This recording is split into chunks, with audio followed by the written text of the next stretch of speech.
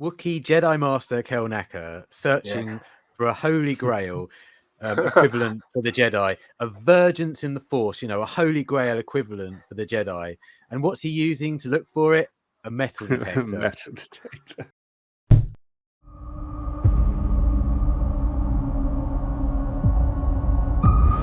Jedi are being hunted. I sense this is only a small part of a larger plan.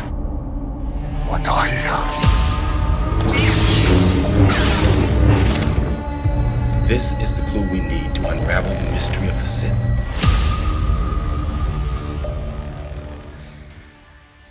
Hello and welcome to another long time ago Acolyte review show. This is the penultimate episode, episode 7, which was called Choice. Be prepared for spoilers because we'll obviously spoil it. Joining us this week is a very special guest. He is one of the OGs in the Star Wars community. You all know him. You all love him. Let's welcome back to the channel, the notorious BOE. How are you doing? Hi. I'm doing good.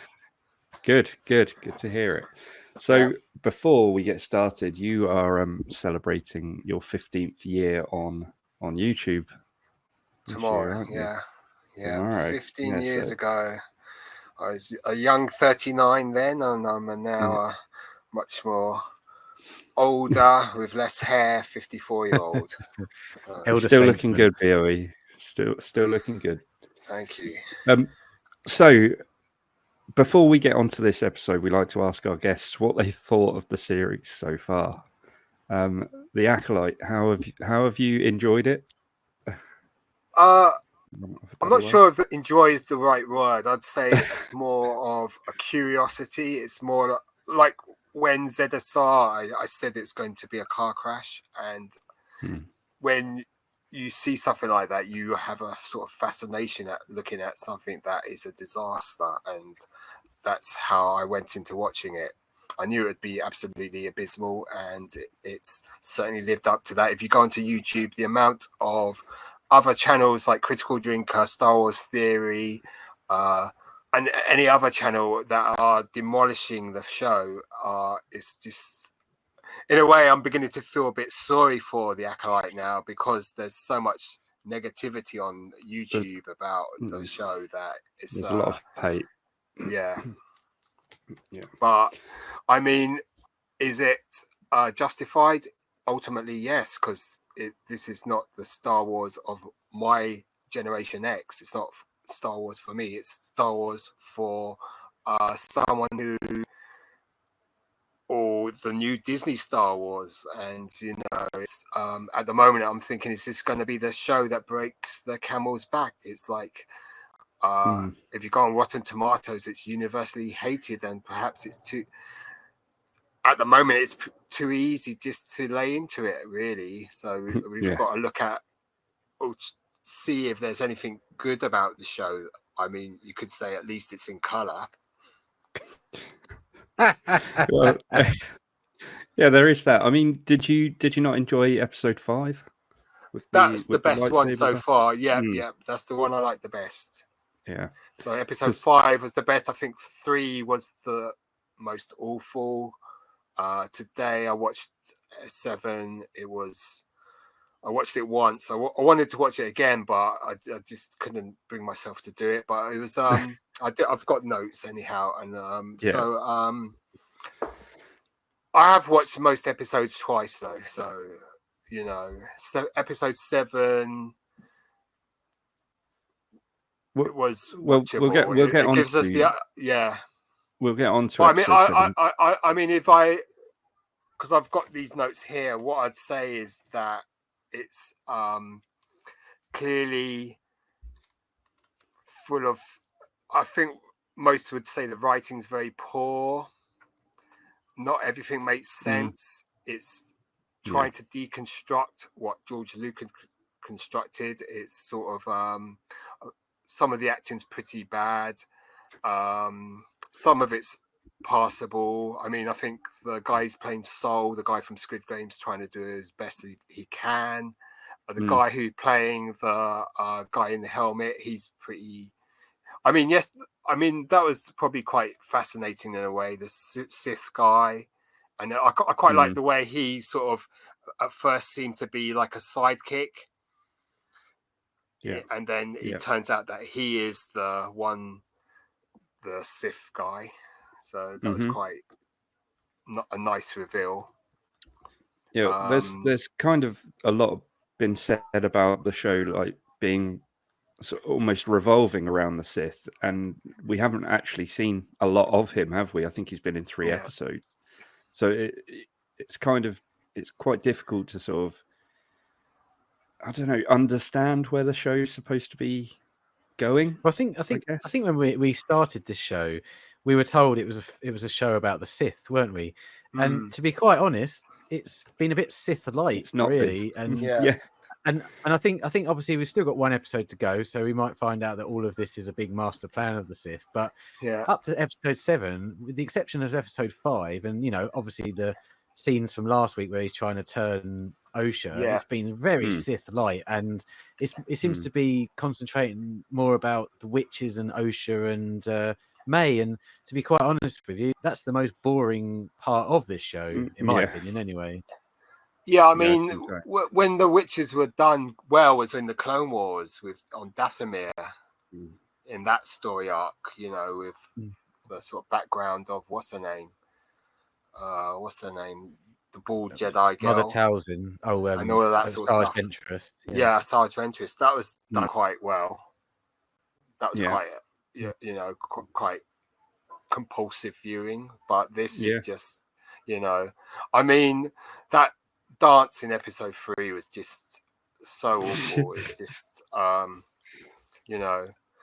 what the power of one, the power of two, the power of many. It's just, what is this? What is this? This is, Yeah, well, we made quite a fun of that, didn't we?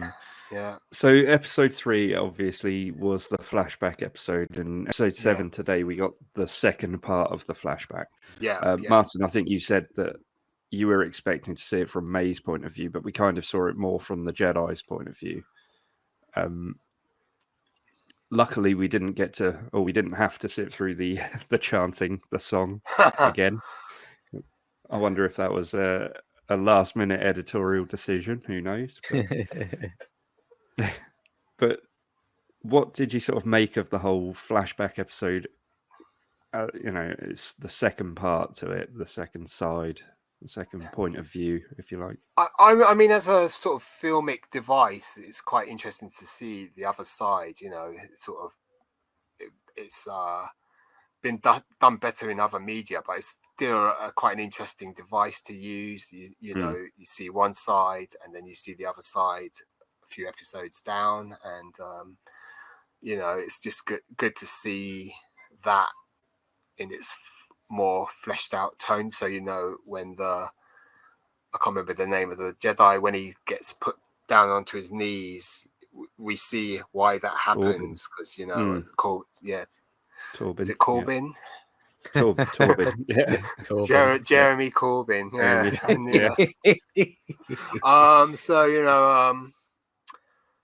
mean, that's quite interesting to see that sort of the other side of things. And unfortunately, the execution was terrible, but it's still. But I did enjoy that part of the episode, sort of seeing, like you say, how they did it, how she did it, how I think it's Mother Anasea got into Torbin's head, and how he saw it from his side of view. Yeah, so.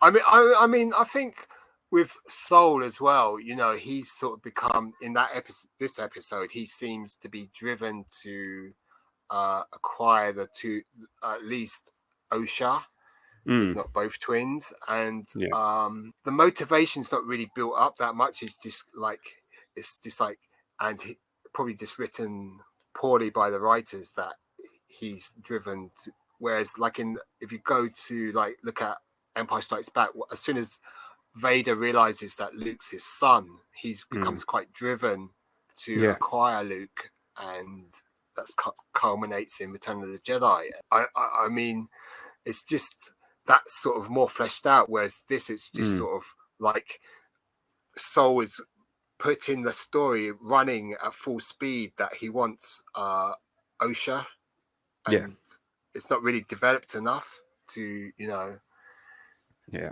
No, I 100% agree with you on that one. It sort of seems there's no rhyme or reason to him actually at this point. There's no. I mean, I think a lot of do we? criticism's been put forward that the writing's very bad, and there's a lot of modern politics put in to what was meant to be a galaxy far, far away, and feminism, modern witchcraft, because Leslie Headland and the wife of what's his name were both went to covens for a while, and so they're both into witchcraft, and you see that in the show, and you see that it's sort of very anti the patriarchy, very anti-white male. The way it's written is it's all about ticking boxes. It's got to be diverse. It's got to be inclusive. It's got to really push the message about LGBTQ plus, and the way they have the language of modern politics or modern woke, where it's he, she, they, them, and all that sort of stuff, and you're thinking, what the WTF? It's just, this is Star Wars. It's meant to be a galaxy far, far away, and they're putting all this stuff in. They've done it with a lot of modern Star Wars now, Disney Star Wars, and it's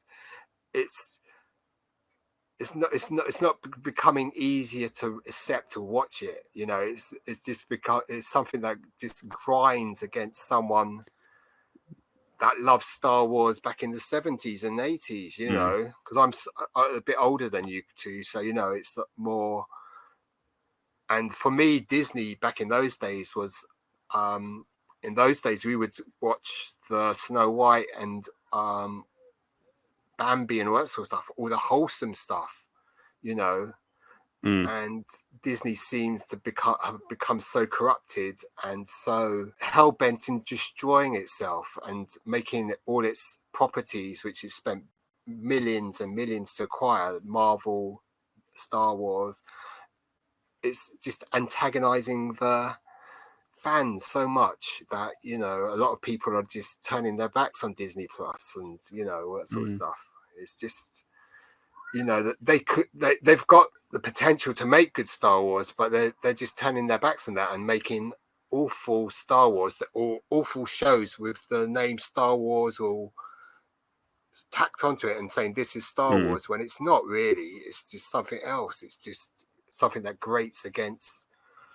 Do you think though that's also the fact that they just seem to hire a lot of people who don't particularly have a lot of experience, not only with Star Wars but in general in making film and making television shows, I think, and writing, you name it, producing. It just seems to me that they're just plucking people from obscurity, which isn't a bad thing.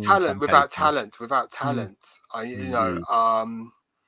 If you look at when great Star Wars was made in the 70s, that's when probably a lot of the best films were made, with the likes of Lucas, who were they were formed in the 40s and 50s and early 60s. All the great movies then, not just Star Wars, but Jaws, Spielberg, Scorsese, and all them lot. They went through the school of hard knocks, whereas now it's Star Wars, they're building on other people's work, which is Lucas's his world that he created. And I mean, a lot of people are having issues with the two twins being conceived by the Force before, prior to Anakin, and that's sort of, it's like, why can't you keep to canon, or why can't you at least refer to what's gone before and keep everything sort of so it makes sense in that galaxy far, far away, rather than saying we've got to push this message and annoy the fans, which is happening now. And so, but that's my rant done. I think we need to get back onto episode 7. Episode 7, absolutely. Was there anything then? Pages here. Was I there mean, anything in episode 7 that sort of particularly stood out to you? Something that you enjoyed, um, or absolutely I mean, hated? I on the other enjoyed it hand? when all the witches died. Yeah. But What I did you mean, think of the way they were killed then, in terms of, Master in wait, what was her? Well, I Master can I say something Indara? on that one? yeah. Go on. Well, so much for the power of many.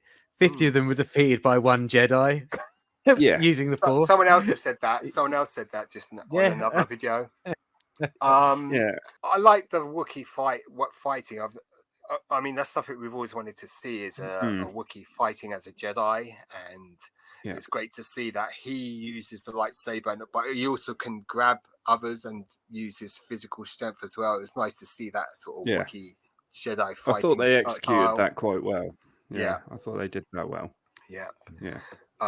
So, I mean, at the beginning, it's like the Wookiee was carrying what looked like a metal detector that you'd buy at Radio Shack. It didn't at all look futuristic. It just looked like stuff that you bought at Radio Shack and refurbished it. It just, that sort of was annoying to me in terms of the visuals. I agree. You have Wookiee Jedi Master Kelnaka searching for a holy grail equivalent for the Jedi, a virgins in the Force, a holy grail equivalent for the Jedi. And what's he using to look for it? A metal detector. Metal detector. That is from the 1980s. It just looks so. And at first, I thought he was looking for mines. I was thinking, have they mines? He's looking for mines. Yeah. But then, it's. I mean, it was okay. I mean, it's nice to see the story from the Jedi point of view, and it fleshes out. Because in episode 3, you don't really see much of them. It's just like they come and they seem as very demanding that they get the chance to test the two girls. And at least in this episode, we can see their motivations to why they want the two girls, that they're looking for a divergence, that they can sense something on the planet that's maybe a cause for concern. I mean, well, I'm going to just come out and say it. I've been fairly positive, or tried to be as positive as possible with this show.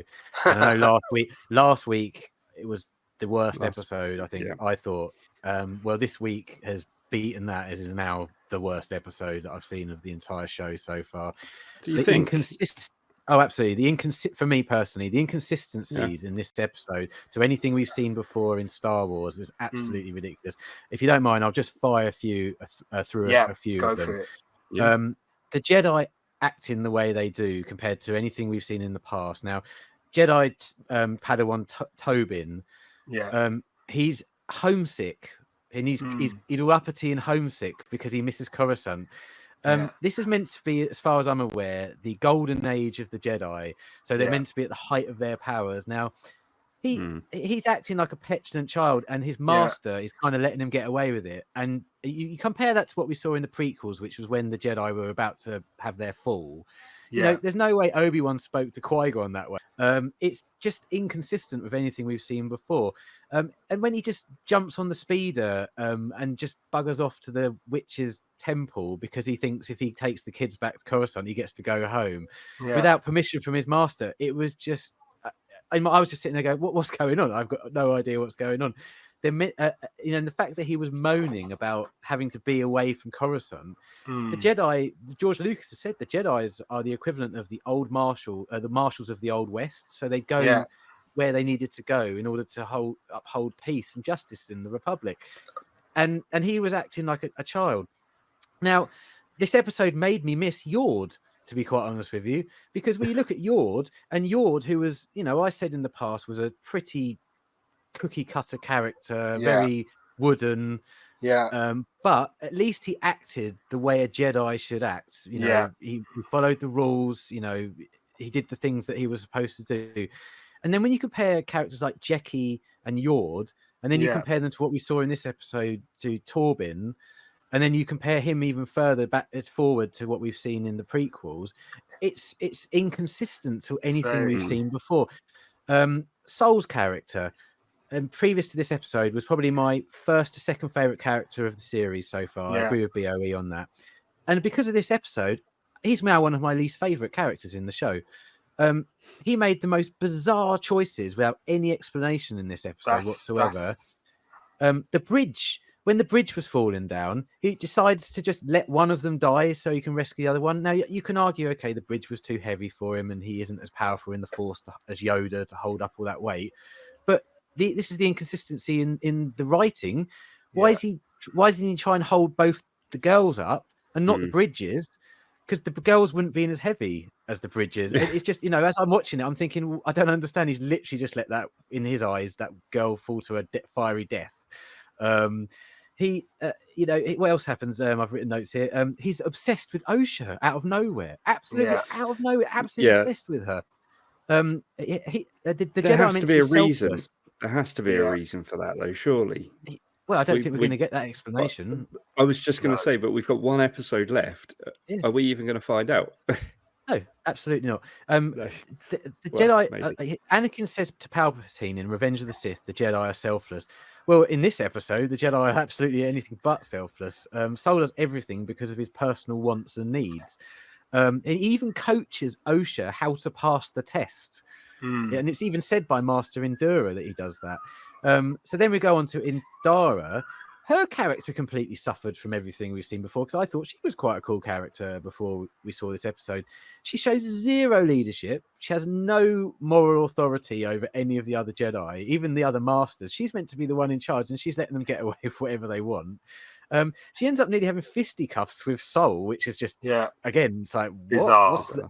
Absolutely bizarre.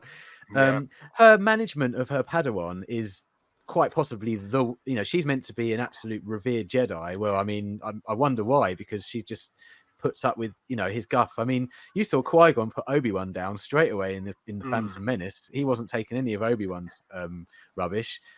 So yeah, I've got to say, don't get me wrong, there's a good story in here somewhere in this show, but the writing is so bad. The inconsistencies of the characters from episode to episode, and more importantly, what we've seen previously in Star Wars, was so bad in this episode that I'm really, really sorry. But we'll give my rating at the end. But I mean, car crash. Well, we know where it's going. Yeah, the car crash. Okay.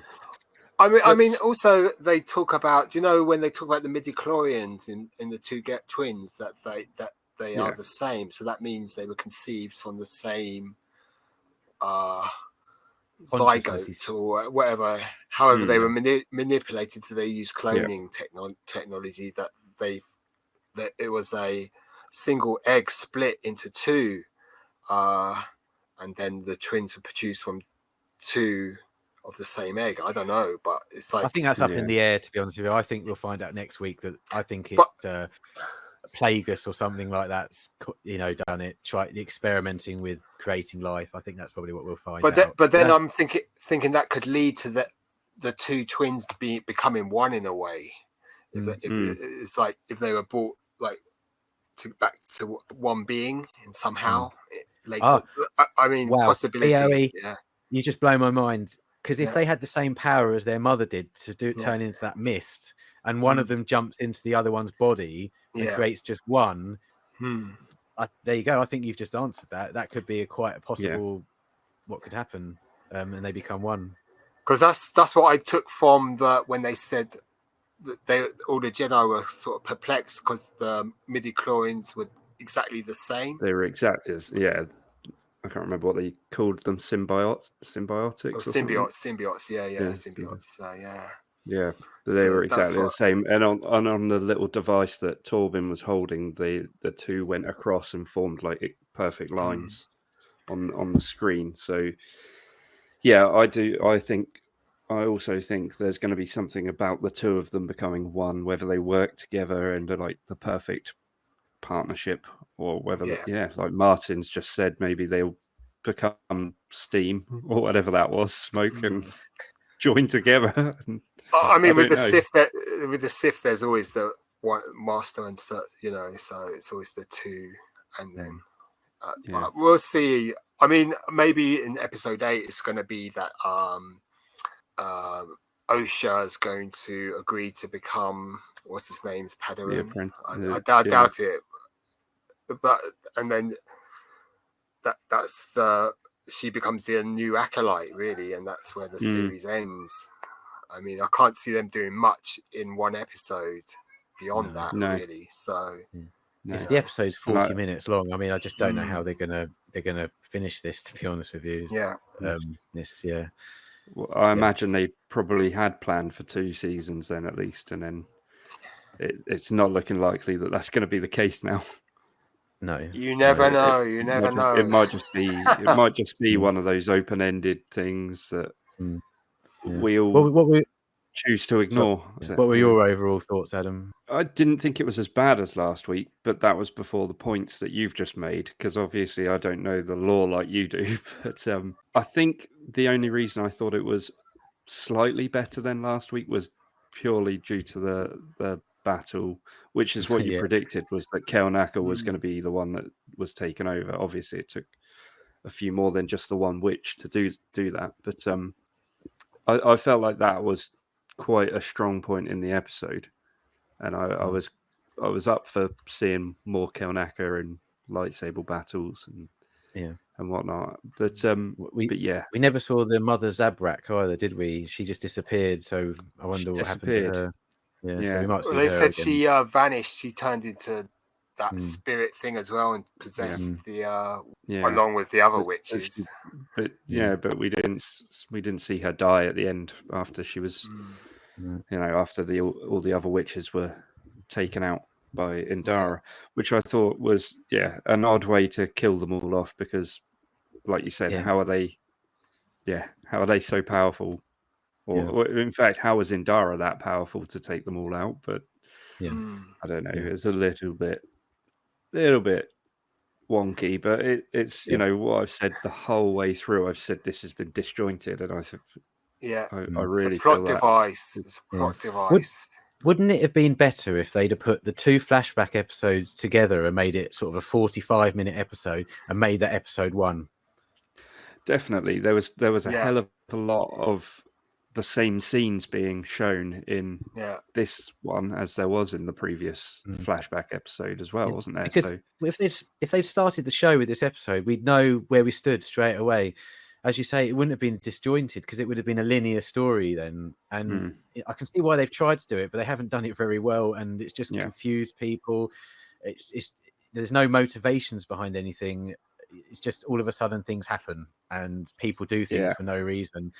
And if they'd have put that as the first episode, we would have known the backstory before we started, and then they could have gone straight into the Indara stuff. They could have put 16 years later, and then the Indara episode started, and they would have been our first 2 episodes. And I think it would have flowed a lot better. It still would have had its problems. Don't get me wrong, but it just as an audience member, I think I would have sort of got on board a bit more. This whole back forward changing of minds all of a sudden with no motivation. It's just it's like a primary school child writing a story, and that's what this is. It's then the princess went to this house and saw a big wizard, and it's like there's it's like a list of events, and it's very much that sort of And I think in a way structure. They're trying to be absolutely. And I think they're trying to be quite clever, but doing a very bad job of it. But they're trying to be clever in providing mystery and things like that. And really, it's all quite sort of obvious. So what did we take from this episode? Like where do we think they're going to go with the next one? Because it kind of ended suddenly, and it's not really, told us a whole lot more. They've got to bring resolution to the plot with Osha and the Sith guy, I think. And because the show's called The Acolyte, they've got to justify why the show's called The Acolyte. Is this going to be that we've got a new Acolyte now? Osha's willing to listen to this guy and, sort of give him a go, because he presents himself as a sort of laid back, like, you know, the Jedi are so very and I guess that's like what Emperor Palpatine did with Anakin, you know, in episode 3. You know, he says you're not going to learn this from a Jedi and all that sort of stuff. So, you know, it's that sort of him trying to sort of lure her to the dark side in a way, or is it going to be that they go back to the Coruscant? But I mean, with this episode, episode 7, it was 16 years earlier, so it, you know, it's going to be jump to now and all that sort of stuff. Yeah, I think Trinity Indira, that's the name of my cousin actually, could have been written better as well. I think, you know, the bickering amongst the Jedi, because the Jedi seem as quite noble in the past, and almost like you said, like Western, like sheriffs and stuff like that, but also more like shoguns or samurai actually. You know, they're sort of very dedicated to their religion almost. You know, so it's like I don't think they would be so. And Indira goes and messages the Jedi Council, and they say, "Don't go get the twins." And what does you know? So they've been told not to do it, and they defy the Jedi Council straight away. You know, I think in episode 1 they wouldn't do that. No, you know, I'm talking about Phantom Menace and George Lucas's Star Wars. You know, they wouldn't do that. They would almost like a giant religion, like the Catholic Church. If you were a monk serving in the Catholic Church 500 years ago, you would do what the Archbishop says and eventually get to the Pope. You know, it's that sort of organization. So, you know, it's I don't think they would have defied the council. Okay, Martyn, have you got some notes for us, or have you blitzed through them earlier?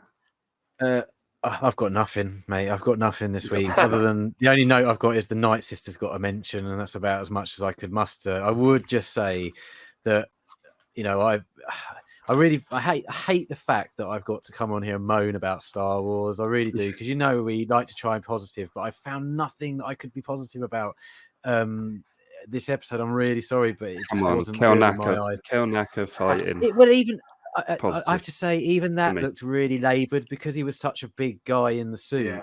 The lightsaber fighting was. He did a good job, but he was so slow that the human Jedi should have beaten him quite easily, because they were so much faster than him in terms of movement. When you watch it again, just watch it. But what I would say is, I was sold this show as a story about the Sith. I haven't seen really anything about the Sith yet, and I know we've got one more episode to go. And as I've said, every single episode we've done this, I will wait until that episode's finished until I decide what I think of this series as a whole. But please, just give us some Sith action, some more Sith stuff. That's all I want. You know, and a Yoda cameo next week would be nice as well. Yeah, well, maybe. Well, who knows? All right, then, to finish up, we always give our ratings. BOE, well, how did you rate this episode? 2. And Generous where actually 2. you didn't? I didn't ask where you were at with the series so far. I'm assuming it's around the same score. 2, 3, 2, 3. Yeah. 3. 5 being the best episode so far. Yeah, absolutely. Yeah. 3 being the most worst. That would be a negative number, -6. Yeah.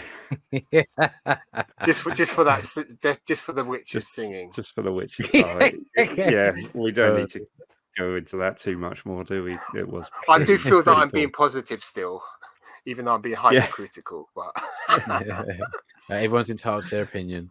Yeah, absolutely. Yeah, Martyn, your score for this week? It's got to be a 3 for me, I'm afraid. 3, okay. Best I can muster is a 3. Well, before I came on, I had it for a 5, just because I did enjoy the lightsaber battle. Yeah. Your notes, I don't know. I think it might drop a little bit. Just let's go 4.5. Okay. I think 4.5 from me. Yes, yeah. So that's it. I think for this week, isn't it? We don't have any more to add. The finale definitely worth a watch. Yeah, I think so. BOE, thank you so much for coming on. Thanks for having me on. Yeah. So have you got anything special coming up to celebrate your 15 years as a YouTuber? Tomorrow, yes, I've got 15 videos releasing starting 12 o'clock tonight. They're mostly early videos I did when I was about your age and 40, 41, 42. And then 8 o'clock tomorrow, I'm on Salacious Rum channel with Only One Kenobi. We're doing maybe an hour-long live stream. Yeah. At maximum That's hour and good. a half. So, I'm looking forward to that. Really looking forward to that. Should be quite a good laugh. I think So it's amazing. 15 years, such a long time. Yeah, brilliant, that's man. so good. Brilliant. So good. Big congratulations on making that. Yeah, absolutely. Cheers. And happy birthday as well. Oh, thank you.